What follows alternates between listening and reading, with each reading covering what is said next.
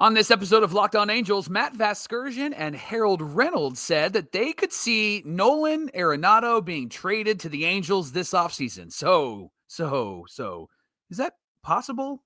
Would it help? And most importantly, is it even realistic? Let's talk about it together. It's time to get locked on with Mike and John, and this is Locked On Angels.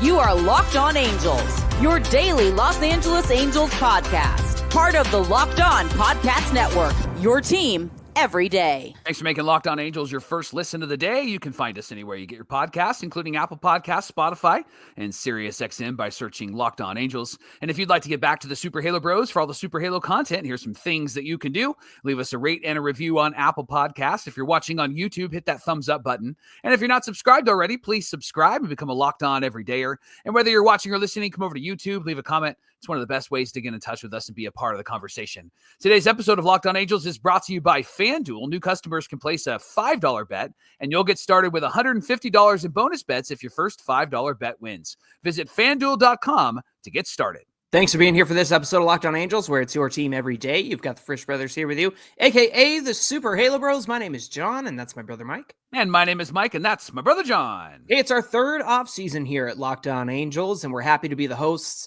who talk Angels baseball with you every single Monday through Friday, 5 days a week. And then the week of December 15th, we'll drop down to 3 episodes a week, and we'll do that through the winter time and ramp back up to 5 before spring break. Of course, there's a lot of interesting stuff headed our way, especially next week with the winter meetings, Mike. So there should be a lot of movement going on.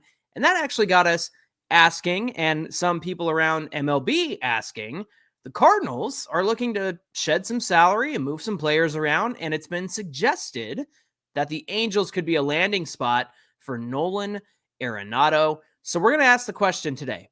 Could they? Would they? And most importantly, should they? And we'll start with could they? Is it even possible, Mike? Let's talk about it. Yeah, two people that I love, highly respect, Harold Reynolds and Matt Vasgersian. They were discussing the Cardinals wanting to move Nolan Arenado on MLB Network's The Hot Stove. And both of them said that they could see the Angels lining up as a trade partner. Vasgersian did say, of course, that would require moving the Anthony Rendon contract. Mm-hmm. So that's our episode. Thanks for playing. Like, you know what I mean? And that's a big move. But Harold Reynolds said that the Cardinals would also have to pay some of Arenado's contract down. Now, here's the obvious of the whole conversation.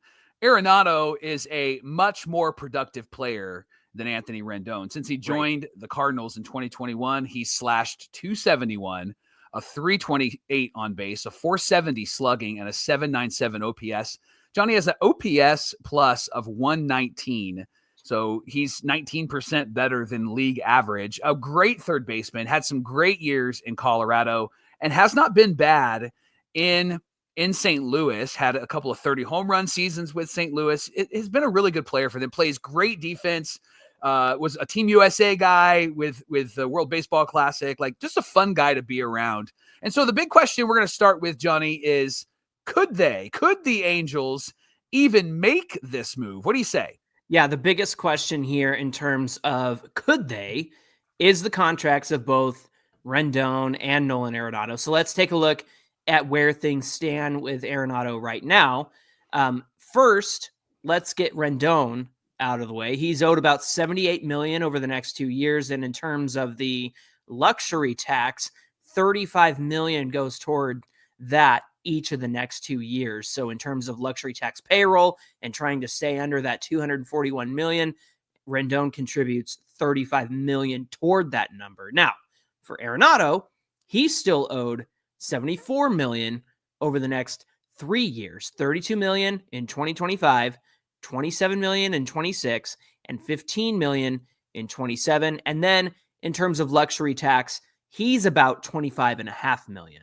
Now, what we do need to know is that the Colorado Rockies are paying $5 million of the $32 million in 25, and they're paying $5 million of the $27 million in 2026, and then the $15 million will be on the Cardinals. So those numbers are a little bit less because the Rockies are sending money over, but that doesn't mean that the Cardinals will be covering any of that money if they do send Arenado away, right? Yeah, I thought the Rocky Mountains be rockier than this. Come on. Remember that the Angels payroll stands at about $190 million, but in terms of the luxury tax, again, that's the average annual value of all contracts, they're at 207, right? And the first penalty is 241. And if the Angels want to stay below that, right now they have about $32 to $33 million of room. Technically, Mike, Arenado would fit on the roster. Yeah. And the Angels wouldn't go over the luxury tax. So in that situation, despite what Vasgersian said, you can carry Rendon's salary and Arenado's salary. It is possible, but we're not sure that they would want to, and that's something we'll get to in segment 2. Mike, to continue the question of could they, you have to ask the Angels what they'd be willing to trade in order to make it happen, and who the Cardinals would be willing to trade for. So why don't you talk about the Cardinals' goals in this offseason, what they are attempting to do as 2025 approaches? Yeah, they've communicated that they want to shed some salary, not necessarily a salary dump for Arenado, but they do want to shed some salary. They want to provide a pathway for some of their younger players. Katie Wu of The Athletic says the Cardinals president of baseball operations, John Mozeliak? I was going to say Mosliak, I think. I don't know. John said that he's made it clear that he wants to focus on 2025 on developing those younger players. They have both players in the majors, players in the minors. It also includes revamping the organization's player development system. They want to cut some payroll and redirect those funds to the team's farm system. That's also going to play a factor in all of this. And he also said that they want to remain competitive. Sounds like the Angels, John. So it's not a full except for the player development part and the redirecting resources part. Yeah. So it doesn't sound like it's a full tear down. They do want to open up a spot at third by moving Arenado. Brendan Donovan could potentially play there instead of the outfield. And then Alec Burleson, he played left, right, first, and he DH. So those are some of the options that the Cardinals have. But the question you asked, John, is who could the Halos offer for someone like Nolan Arenado? Yeah, so anything that's going to help the Cardinals and their youth movement, their desire to look forward, and also kind of let the kids play this year, Mike. And that's kind of what they're doing. It feels, you joked about Angels and Cardinals, but it feels a lot the same just because you want to have a competitive team while also letting your young guys continue to grow. And that's sort of what it seems like the Cardinals want to do here. Specifically, prospects are something the Halos need to offer, specifically pitching. Players with control is something that they can offer. Now, Taylor Ward, Mike, is an option, but I think most likely he would need to be part of some kind of package. But the Cardinals definitely could use an outfielder / DH type like Taylor Ward. They have a lot of young guys who can man like center field, but then you have somebody like Lars Nootbaar who they're trying to get, to remain healthy. They have options in the infield to move some guys around. So like Alec Burleson, like you mentioned before, could DH, play first base, come out of the outfield. Same with Brendan Donovan. Now, they would benefit by getting rid of Arenado's salary and then take on Ward's $9 million. And that would open up some salary space for the Cardinals as well. And then Mike, Reed Detmers came to mind for me. I know that the Cardinals are kind of, how do I put this? They're kind of stopped up when it comes to pitching because they also have a lot of guys like Sonny Gray and Miles Michaelis who have no trade clauses as well. Yeah. And so I'm not sure that Detmers would fit into that picture, but a young controllable starter is something that might be appetizing to St. Louis. And JD from Locked On Cardinals, we actually asked him about Nolan Gorman and Reed Detmers in a swap, like a 1-for-1. And considering they could both use a change of scenery kind of situation. And JD was like, Nolan Gorman is the kind of player that they want to keep around because it feels like he just had his power breakout they are more interested in getting rid of vets. And so JD was like, what about an aging veteran for Reed Detmer? So possibilities are there. Again, the Angels could, I think, is the big question. And so my question to you, Mike, is do the Angels and Cardinals even line up? And going back to could this even be done? What do you think? I think we showed that it could be done. I think from a fan's perspective, I wouldn't want it to be done because honestly, this is a team that is rebuilding the Angels. They're rebuilding. They're young. They have a great core. They have a good group of people that I would love to build around. And so this is the type of team that I don't know if you want to add another huge salary like this, like a Arenado, and then not have to not know what to do with an Anthony Rendon. Like it just feels like you're adding more and more and more big payroll, aging veterans, and that seems to be the antithesis of who Perry Manassian is. And so could it be done? I think we showed that it could be done.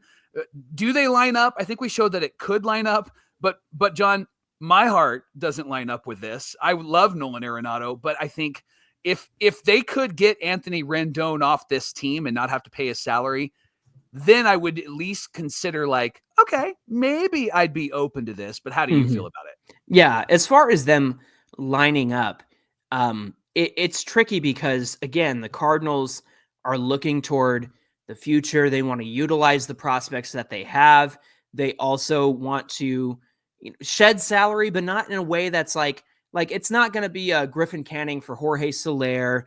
And then, and then we don't need Canning, so we'll non-tender him. And now we're free of Soler and Canning like the Braves did, right? It's not going to be that kind of situation. I think Nolan Arenado provides a lot of value. And I think that the Cardinals are going to get a lot of value back for him. I'm not sure. I mean, gosh, I'm of course I'm blinded by my Angel blinders.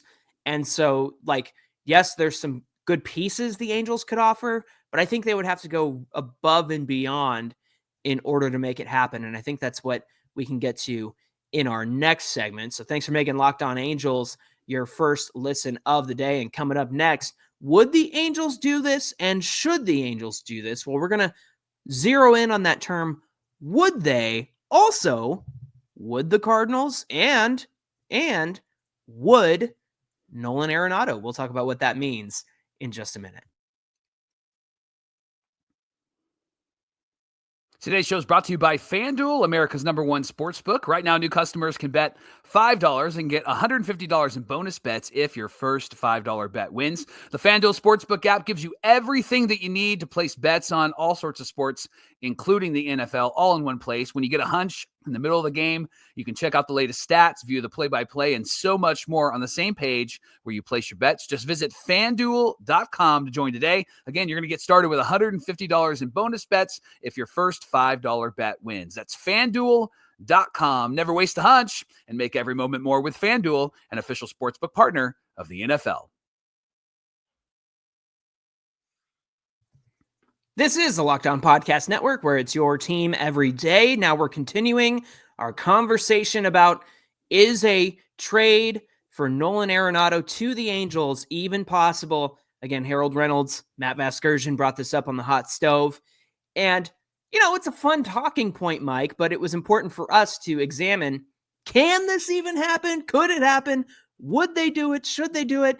And now we already asked if they could do it, and yeah, it could fit into the budget. It is technically possible, but the next question is, would they? And not just would the Angels do this, but also would the Cardinals do this, and would Arenado do this? Matt Vasgersian said that the Angels would need to trade Rendon in order to make it happen, and I think that's why the would they question is important here, right, Mike? And as we explained in the last segment, it's technically possible. You wouldn't need to trade Rendon to make this happen. But if the Angels were to try and trade him, a deal at this point seems very, very unlikely. Do you remember last year we got asked the question, can they trade Rendon? Could we get it done? And you and I did a deep dive, and it was like, really the only trade that made sense at all was trading Giancarlo Stanton for Anthony Rendon last offseason. Stanton cost less, but his contract was longer, and the Yankees would get a third baseman that they needed at the time. And then they would also get out of the Rendon contract sooner. So the balance there was the Angels take on less salary for more years, while the Yankees take on more salary for less years. But there's one problem, Mike. Stanton got a lot better last season, and Rendon got a lot worse, didn't he? So we really feel like at this point the Angels are stuck with Rendon. Plus, he's got a full no trade clause, so he would have to approve any and all trades, which leads us to our next point, right, Mike? Yeah, speaking of no trade clauses, Nolan Arenado has a full no trade clause as well. He'd have to approve a trade. When he came to the Cardinals, Johnny, he was expecting to compete and be in the playoffs. Again, Katie Wu from The Athletic said when Arenado turned down his final opt-out clause, he did so under the impression that St. Louis would continue competing for postseason berths and ultimately a World Series title. But instead, the Cards posted their worst season in 30 years in 2023 and missed the playoffs for the second straight year in 2024. Arenado did say that he'd even be willing to move to first base to help out the Cardinals or his next team. But again, he would probably have to, he would have to waive the no trade clause, but he would also probably want to come to a team that's in contention. And right now, the Angels wouldn't be a team that would be considered in contention right now. I mean, with just a couple of moves that they've made, I think they've improved their team, but not drastically over last year. You'd have to really count on, right? You have to really count on those young players. You have to really count on that young pitching staff. I like Arenado because I feel like he would align with the Yusei Kikuchi mentality of, hey, let's bring some winning environment, some winning vibes to this team. But again, it would have to be Arenado going, I get that they haven't been good, and me coming there would help them to be good. I just don't know if a 33-year-old aging veteran is going to be the solution to this team. I don't think that he's going to be the solution to this team, right? Yeah, I don't think he'll have the patience, I guess you could say, to, take a gamble on, we'll see if I can help the Angels get to the postseason. Yeah. I don't think he wants to do a we'll see. I think he wants a sure thing. And so the next team that he gets traded to, he has to approve, of course, with that no trade clause, but also it's got to be a team that's going to get to the postseason because that's all he's ever wanted to do. Even back when he was with the Rockies, like he wants to be in the postseason, which again leads to another point, Mike, and that is contenders actually want Arenado. Like contenders are going to vie for him and they're going to offer things to the Cardinals. They're not doing a favor to the Cardinals. They're not doing a favor to Arenado. They're going to acquire him because they need a third baseman, and they're actually going to be offering up some good pieces, most likely, which means the Angels very likely would be outbid for, as much as it might make sense to trade somebody like a Detmers or Taylor Ward or put a package together or give them some prospects. Contending teams are going to go all in if they feel like Nolan Arenado is going to be the answer to their third base or even first base question. So again, the contending teams out there are more than likely going to be able to outbid the Angels when it comes to a trade for Arenado. Yeah, and then there's also the free agent market, right? There's Alex Bregman that's out there, Willie Adames is out there, Pete Alonso over at first base, even Alec Boehm from the Phillies. We've discussed that trade, a Taylor Ward for Alec Boehm. There are a lot of potential moving parts that probably need to move before an Arenado move or deal takes place. So all of that is in contention. And by the way, completely off topic, but about the Cardinals. How the mighty have fallen, right? Because the Cardinals are always in contention. They got rid of that Albert Pujols contract at just the right time, and they were battling for a playoff spot all throughout that time that Pujols was with the Angels. And here they are again in a place where it's like, man, the Cardinals are always in contention, and they've kind of fallen off it sounds like their GM is trying to do similar to what Perry Manassian has done. So I'd love to talk to a Cardinal fan. If they jump into the comments, that'd be great. But like, how are you feeling? Do you feel like us in Anaheim? And is this a team, right, that is actually enjoyable to be around? Or would you like to see a move like this? Well, and you mentioned like Bregman, Adames, even Pete Alonso, who obviously is a first baseman, but Arenado's open to playing some first base. You almost wonder, like, okay, is Bregman going to get like a $30 million a year deal? Yeah. And then teams look at that and go, all right, we're trading for Arenado on a much cheaper contract. That's what I feel like the timing of all of this is interesting, because you have to see what somebody like Bregman or Adames is going to get. And then teams will go, okay, do we want to go that route and spend that much money? Or do we want to give up some pieces and bring Arenado onto this team? And Harold Reynolds even said, like, you can convince the Cardinals to pay down some of that salary as well. In fact, what did I say? He was owed 75, 74 over the next couple of years. Yeah, 74 million. And so, the trade-off there is, even if you paid like 20 million, that's 54 million off your books if you just pay the 20 now and save later on. So that's kind of what Harold Reynolds was trying to say in terms of what the Cardinals could do. But Mike, let's rewind really quick. If the Angels were somehow able to acquire Arenado, would they do this and carry Rendon's salary as well? Is this something they would do? Would they have both of these expensive contracts on their payroll? Can I trade wood? Can I change and talk? Can I change Wood to half? Like, they have to.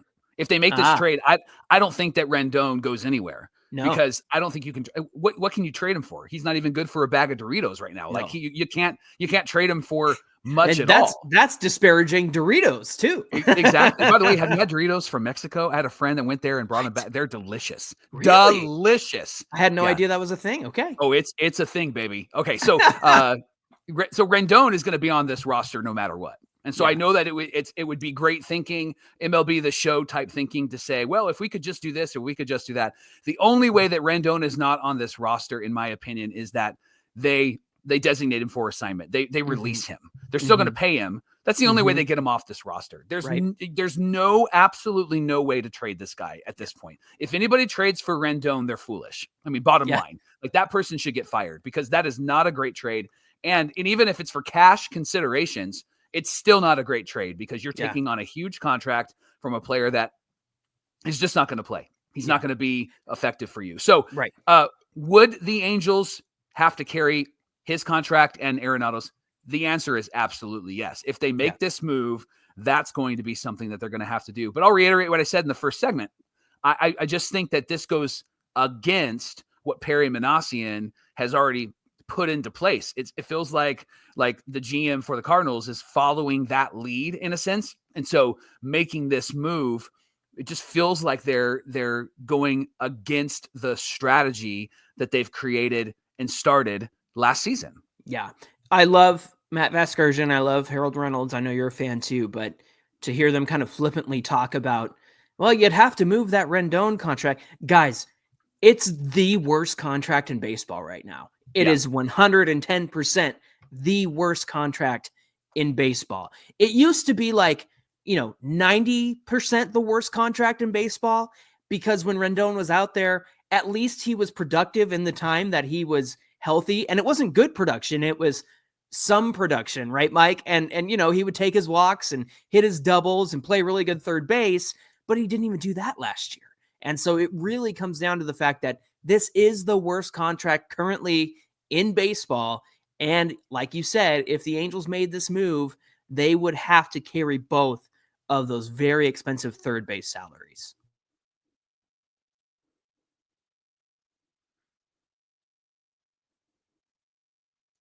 Could they? Would they? Should they? I can just see our everydayers yelling and going, no, stay away, right? Or, I don't think this is a smart move. And I've mentioned that all throughout the show. I just think that this is a difficult move for the Halos. But here's an angle, John, that I think that we have to discuss. And we've talked about it in a lot of different ways over our time on Locked On Angels. But a guy like Matty V, I know that he's doing our play-by-play, not often, but he's doing our play-by-play. And Harold Reynolds has paid attention to the Angels, but doesn't suggesting this feel like they put their finger on the pulse and thought it was the Angels, but it's actually like the Padres? Doesn't it feel like that? Because this feels like a Padres move. I know that they've got their players in place, right? Like take away the third baseman for a moment, but right. They're not getting rid of Machado, right? No, this feels like a Padres move. If this was an outfielder or a first baseman, or even if Arenado moves to first base, this doesn't feel like an Angels move for what the team has been last year and what the team looks to be this year. This feels like an Angels move circa 2019. This feels like an Angels move, 2021. That's what this feels like.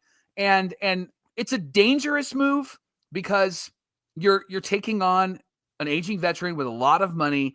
And for me, no disrespect to Matty V and Harold Reynolds, but it just proves like the national media, they'll pay attention more to the successful teams for obvious reasons. Yeah. But this is one of those situations where it's like, it's obvious you haven't been paying attention to the Halos because, could they? Yeah. Would they?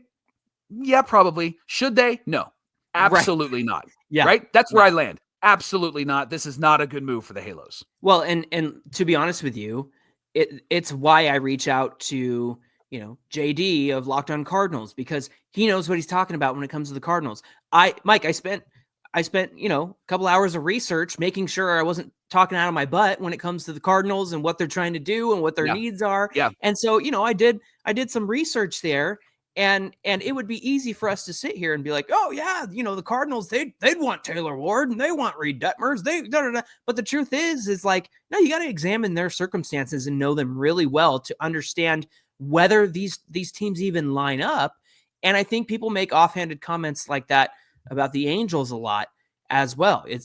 Every conversation always goes back to, yeah, Mike, but Mike Trout's got to be healthy this year, right, Mike? He's got to be out there and play 100 times. Like, yeah, duh. We all know that. And if you want to talk about, the bottom line and the thing that's the most obvious about the Angels, then yeah, let's talk about Mike Trout's health. But when it comes to actually knowing this team, I think that's often what gets missed from the discussion is, what are the Angels trying to do? What do they really need? Is this kind of move helpful or hurtful to them? And at the end of the day, I think it's hurtful for a lot of the reasons that you already said. This doesn't feel like something that enhances the future of this team. In fact, if you're ending up in a situation where the Cardinals don't want a Taylor Ward or a Reed Detmers, then you're going to have to pony up a Caden Dana or a Christian Moore and try to get that Arenado deal done. Even with the Cardinals in the situation they're in where they're like, hey, we want to get rid of this salary.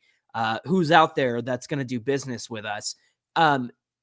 They are still not that desperate to take on players that won't make much of an impact. They'll certainly ask for some of the Angels that we're really excited about in the future and add them to their prospect pool and leave us high and dry. And that's why I think a move like this is dangerous. Would I like it? Of course. I love Nolan Arenado. I think it'd be awesome on this team. And I think it solves that third base problem. But even if the Angels did do it, then perhaps you can kiss the Rengifo contract goodbye after this season. It certainly changes the dynamic of the infield. You have a great defensive third baseman over there in Arenado. But again, as much as they are, trying to enhance the youth that they already have at a cost that doesn't compromise the future. And honestly, that's why I like what they've done so far, because Yusei Kikuchi makes them better. Travis d'Arnaud is a better backup catcher than Matt Thaiss, both defensively and offensively, and he has something to offer Logan O'Hoppe in terms of helping him be one of the greatest Angels catchers of all time. Kyle Hendricks, we were both questioning that at the end, or when it actually happened. But the fact is you've got a World Series champion who maybe can help Reed Detmers get out of his stinking head. And if that's what $2.5 million for Kyle Hendricks gets you, then I'm okay with that. And again, Kevin Newman, he's there to fill in for Zach Neto until he's back, and he's also a utility guy. So they've done all that without compromising the future. And in fact, it even enhances the future. And to get Arenado, I think that you have to compromise your future. Again, I think he's a great player, a great guy, but you're right. I think that you do this if you're the Angels in 2021, 2022, trying to desperately get Trout and Ohtani and Rendon to the playoffs, that's when you do this kind of move. I don't think you do this right now, right? No, I wouldn't. I wouldn't even come close to doing it. And even if Rendon wasn't on this team, I still don't know if I would do it, because I think that there are better moves, there are better trades, there are better decisions that Perry can make. And so far, I think he's made some pretty quality decisions, and I'd like to see that continue, because this would wrap us up with a contract for 3 more years, big money contract that I would rather give to a pitcher. I'd rather give to, a Flaherty. Like, that's Flaherty money, right? And so to have him on this team for 3 years rather than Nolan Arenado, I think that that's a much better move for the Halos. Yeah, a lot more wise decisions to make in terms of how the Angels spend money. Again, if they're pinching every penny, I don't think you want to go out and take on that Arenado salary, no matter how much the Cardinals might cover and no matter how much Colorado is already paying for. Hey, thanks for making Locked On Angels your first listen of the day. Now for your second listen, check out Locked On MLB with our friend Sully. You can find his show on YouTube or wherever you listen to podcasts. Hey, give us a follow at Locked On Angels on Twitter and at Super Halo Bros on Twitter and Instagram. Whether you're watching or listening, come on over to today's show on YouTube. Find the episode, get in the comment section, hit that subscribe button. Whether you're a listener on the audio side or on the video side, we want 10K by opening day, and we want you to be part of it. And I just want to say thank you to everybody who's already subscribed and done their part and really makes Locked On Angels so much fun. Thank you for already being a subscriber and become an everydayer with us. All right, Mike, what do we have on deck for tomorrow's show? Well, you said something on this show that Bleacher Report disagrees with, and it was about Rendon's contract. They actually said that there is a worse contract in Major League Baseball, and that player plays on the Angels. Oh, good. And we're going to talk about that tomorrow on Locked On Angels. All right, looking forward to that conversation. Until then, my name is John, and that's my brother Mike. And my name is Mike, and that's my brother John. Thanks for being here with us, everybody, and we'll see you back here on Thursday.